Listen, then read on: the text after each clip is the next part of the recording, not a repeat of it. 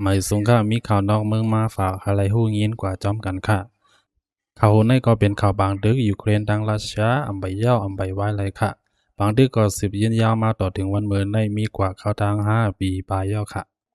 จะล้นยูเครนยื้อหมากลงเสือพังหัดไซรัสเซียเฮ็ดให้มีคนตาย7ก็มาเจ็บ40ก็ภายด้านสนาดีภูมิพลพรปืนภาวะตะล้นลำหนึ่งปุ่งเข้ามาดีหัดไซจื้อเสียงหลังในเมืองรัสเซียปอตอนใต้เฮ็ดให้มีคนลูดตาย7ก็ในนั้นบาลูอ่อน3ก็โดยจอมวิดีโออันเพออกเหนือออนไลน์นั่นก็ได้รายหันว่าตะล้นปุ่งเข้าใส่ผาเสียแต่พงลูกเปลี่ยนไฟเหนือหัดไซพยายามคนตึกอ่อนกันเรียนน้ำตักแลดอยู่เจ้าหน้าที่ภูมิพลพรไผ่ราชาลาดว่าเมื่อเดียวคนไหลดังปัดเจ็บเดือขึ้นเป็น40ก็ส่งกว่าที่ห้องยา17ก็แหลกเก่าเนยูเครนว่ายูเครนตั้งใจยีก้นเมืองเกี่ยวกับรองในภายดังยูเครนอำใบออกมาตุ้มตอบสังเกี่ยวกับรองก้นเมืองตายในทั้ง2ภายไหลก็อำย้ำฮับว่าคายอำก้นเมืองเกี่ยวกับตะลนตกลงดีหาดไซในอำใบไลฮูดเดตโตว่าเป้าหมายเป็นอีสังก้อยกันในกลุ่มเทเลกราฟยูเครนกำพองได้ว่าตะลนตกเปลี่ยนกอเปอร์มีกองยื้อสุกยุงแรงมันไหนเย้าในให้งานข่าวราชาต้องถามกันได้ว่าอ่อนดังตะล้นเด็ดแตกลุกเป็นไฟและยินเสียงกองหลังย้อนนั้นแค่ได้เป็นเครื่องเกียรติเค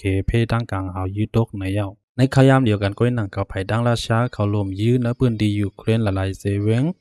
จำจึงโอเลียนเตียนไม้เซเลนสกีลาดีซื้อข่าวมีคนไล่ลูดตายดีเอสุดเก่าก็และบาดเจ็บหลาย10ก็ในเวงหลงกีบเจ้าหน้าที่ในพื้นที่ให้งานว่าหมากอันราชายืมมานั่นตกใส่เฮิรนตึกแลหมากมังโดนหมากบอลลู่แล้วก๋อยและมีคนคำไว้อยู่ดังในมันกำพองเหมือนเมื่อวงป้วนมานั่นราชายืมหมากเขาในพื้นที่ดีหนึ่งในเซเวงครียิบเฮ็ดให้คนเฮิรนหนึ่งในยูเครนตายดังหมดโฮมกัน10ก้อนในเย้าโดยจำเงาลายอันยูเครนยื้อราชา2-3วงอันป้วนมานั่นแต่ไรหันว่าเป้าหมายเปลี่ยนห้องการค้าขายอันใหญ่ในเมืองราชาเกี่ยวกับลองยื้อเป้าใส่ดีห้องการค้าขายนั้น